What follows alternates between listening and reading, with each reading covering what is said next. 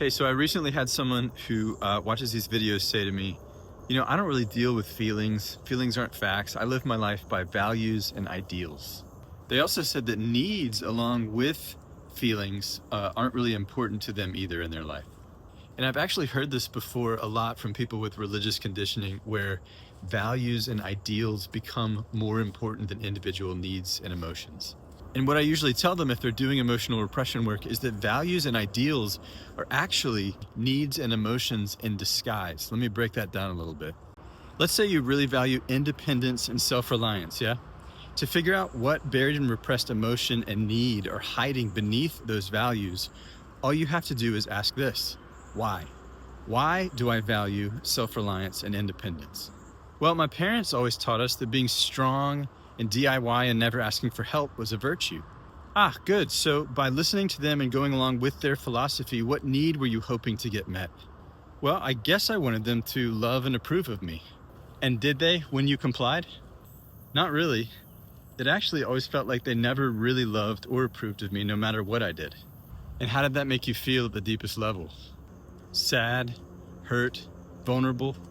Were you ever able to express that sadness, hurt, and vulnerability to them directly? I was afraid that they'd think I was too weak or needy.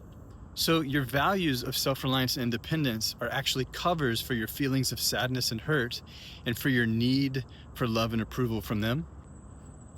I guess so. Yikes. So what do I do? Well, seeing as how your buried sadness and hurt is helping create, drive, and sustain your values and your needs, you can come out of emotional repression. What does that mean, and what will that do? It means if you're able to do enough emotional repression work to where your body lets you feel and express your sadness, hurt, and vulnerability to your parents or their present day representatives, that your values will become unnecessary and irrelevant, and your needs will automatically be met because you're meeting them now. See, you never really needed their love and approval. You needed to be able to access, feel, and express what was true for you, but you couldn't.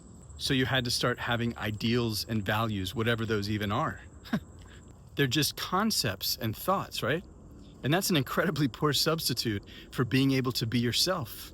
Let me do another super common one. In religion, I have to be holy. In spirituality, I have to be compassionate. Or in regular life, I have to be good. So again, ask why. Why do you have to be holy or compassionate or good? Well, the church or spiritual teachers or my parents say that I'll go to heaven, or I'll be enlightened, or I'll be loved if I am.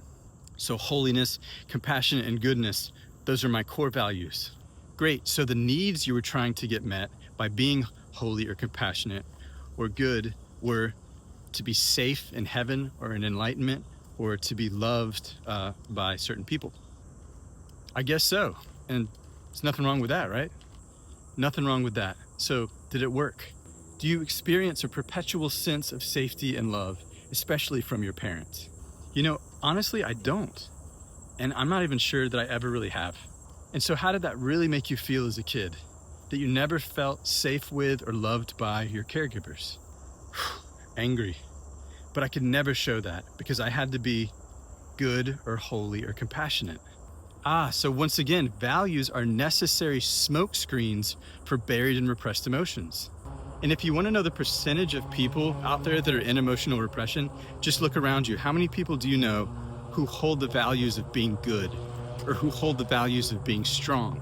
I'm staying positive, I'm a hard worker, I'm loyal, I'm forgiving, I value self-control, I'm humble, I'm selfless, I'm disciplined. These are all variations of I have to be good or I have to be strong, which are all great ways to stay safely emotionally repressed and self-deceived.